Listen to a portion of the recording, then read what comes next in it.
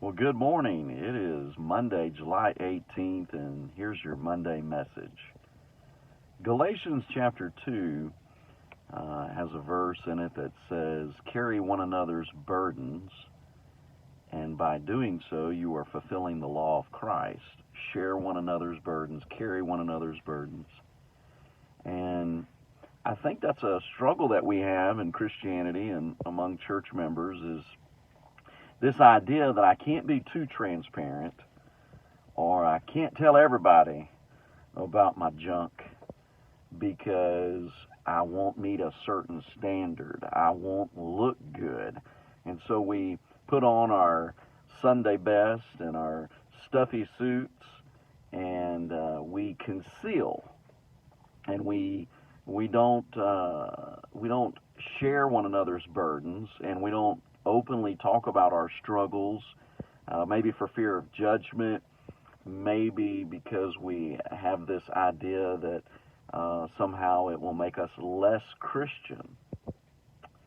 So understand that by doing this, we're taking the focus off of what Jesus Christ accomplished on Calvary, and we're putting the focus on what we can do and how we can earn salvation and how we can work our way to heaven, and that is counter Christianity. That is not what the gospel is all about. So I want to give you permission to openly talk about your struggles and your doubts and fears, because throughout the Bible we see the great heroes that we've perhaps put on a pedestal, but we see them openly confessing their struggles. Jeremiah comes to mind. Moses, the Apostle Paul, who called himself the chief of all sinners. You see, there's something about being transparent with one another and sharing those burdens. It just makes us more human, more real. And I think in particular, those that serve in the ministry and pastors feel an even greater burden to dress up and to clean up and polish up, and don't let anybody see that we still are sinners saved by grace.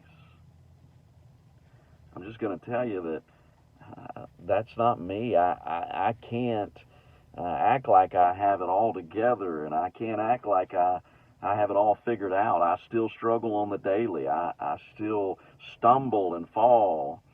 I'm a sinner saved by grace.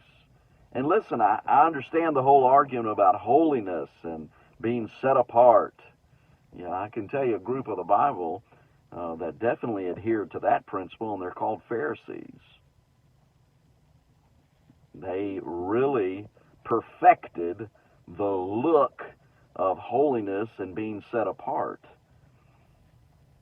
But here's what happens. It's a turnoff towards those who aren't in the crowd. That's a turnoff to those who maybe are seeking and wanting to know, but then they see this veneer, this fakeness, stuffiness, this whole idea that you're somehow better than others.